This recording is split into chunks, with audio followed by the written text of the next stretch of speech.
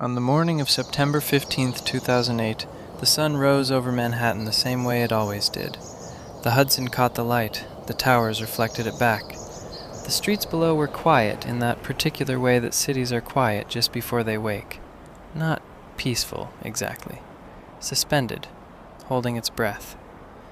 It was a Monday, and it was going to be a day that people would talk about for the rest of their lives.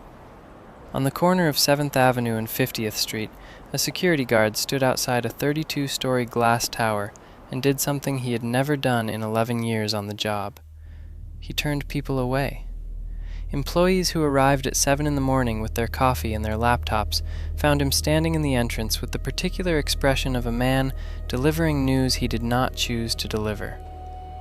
The building was locked. The company was over. They just didn't know it yet, officially. Inside that tower, 25,000 people worked, or had worked. The analysts and the traders, the assistants and the managing directors, people who had spent years building careers inside a firm that had, for a century and a half, been one of the most powerful financial institutions on earth. This morning, they were sitting in kitchens across the tri-state area, reading the same headline on their phones, trying to decide if it was real. 158 years of history, $639 billion in assets. By midnight, all of it would be gone. This is not a story about bad luck. Bad luck is something that happens to you. A storm, a war, a plague. What happened to Lehman Brothers was something they built themselves, piece by piece, over the course of a decade, with extraordinary intelligence and almost complete moral blindness. They constructed one of the most sophisticated financial machines in history, and then they ran it until it destroyed everything it touched. This is the story of how a 58-year-old institution that had survived the Civil War, II Great Depression, failed to survive the thing it built. This is the story of the last 48 hours of Lehman Brothers. To understand what was lost, you have to go back to the beginning. Not to 2008, not to the 1990s when the machine was being assembled. You have to go back to 1844, to Montgomery, Alabama, and to a 23-year-old Bavarian immigrant named Henry Lehman, who arrived in America with nothing more than a suitcase, a surname, and the particular stubbornness of a man who had crossed an ocean to start over. Henry opened a dry goods store. His brothers, Emanuel and Mayer, followed him from Bavaria, and together the three of them began to build something. Small at first, and dependable, in a cotton-producing state that had more money moving through it than most of the country. They began accepting cotton as payment when customers couldn't pay in cash, and then they realized something. Trading the cotton itself was more profitable than selling goods. By the 1850s, Lehman Brothers had transformed from a general store into a commodities trading firm.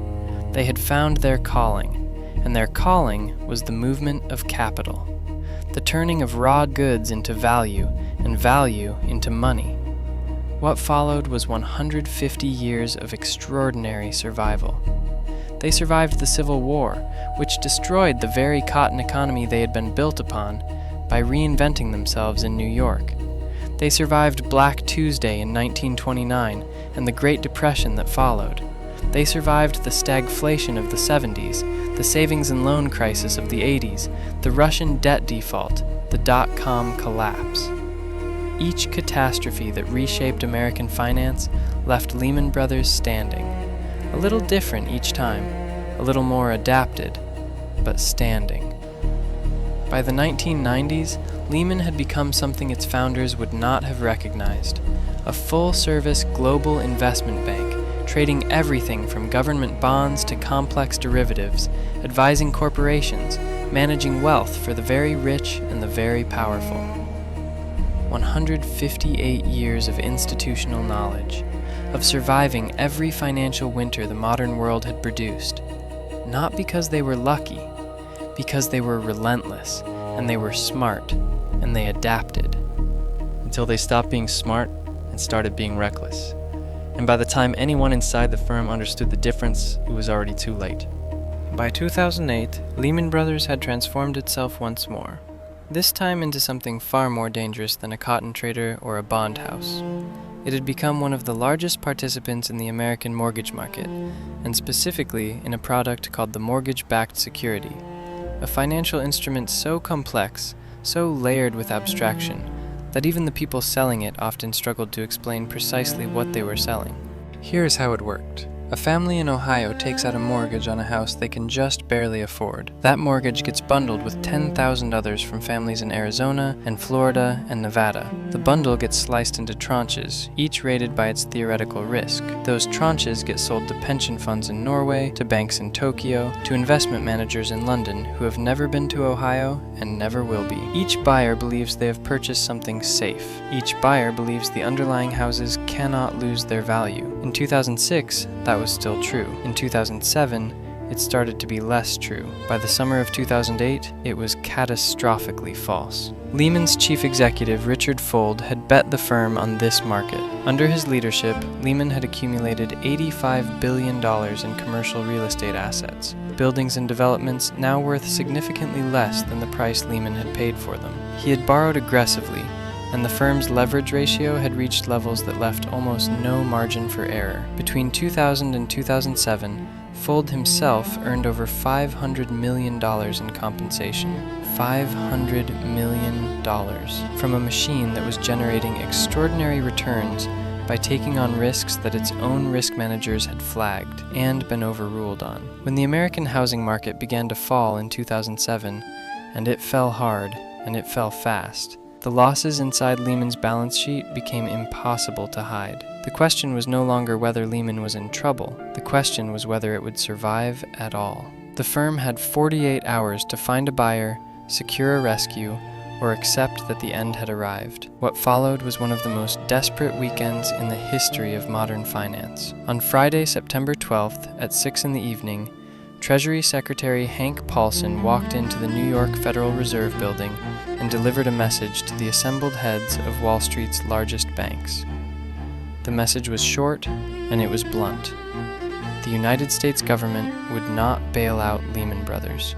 There would be no government backstop, no emergency facility, no political cover. Whatever happened next would be decided by the private sector, or it would not be decided at all. Paulson's reasoning was partly ideological and partly political.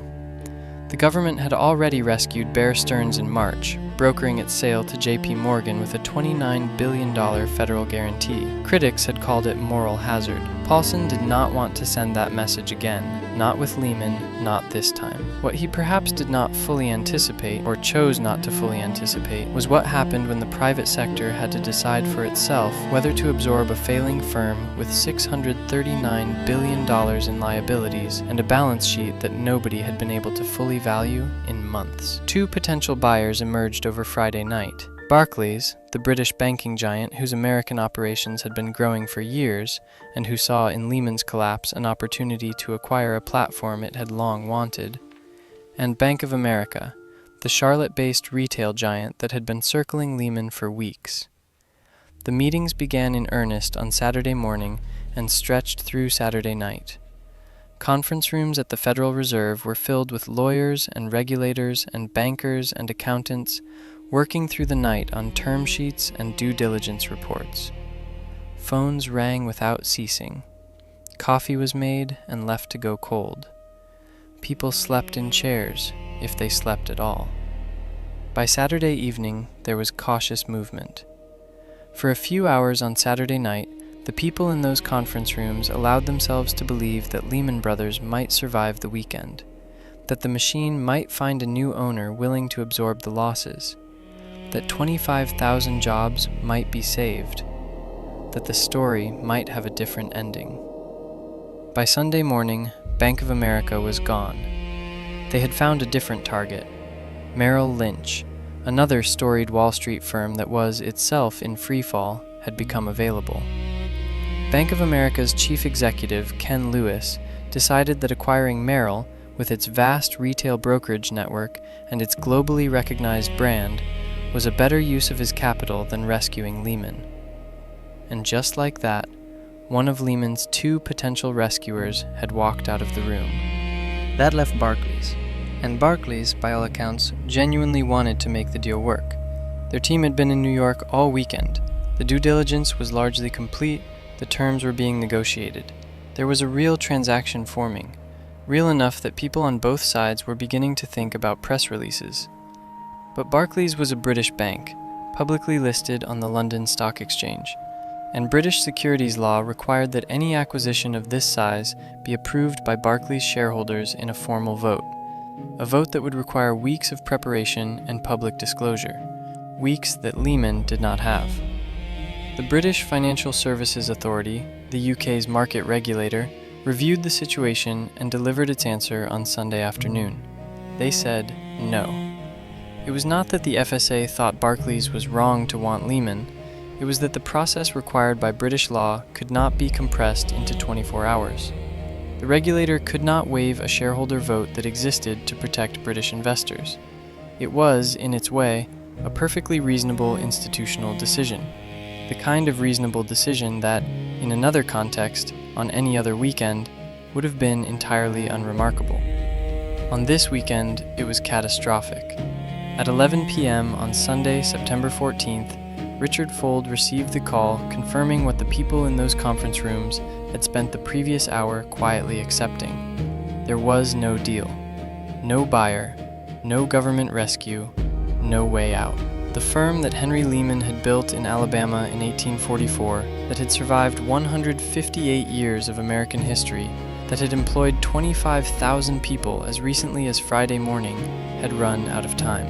Those who were there described Fuld going very quiet. There was a pause, a long pause by the accounts of people in the room. A pause in which it seemed as though he was waiting for someone to tell him there was something else, some option that hadn't been tried, some call that could still be made. There wasn't. He picked up the phone and called Lehman's lawyers. It was time to file.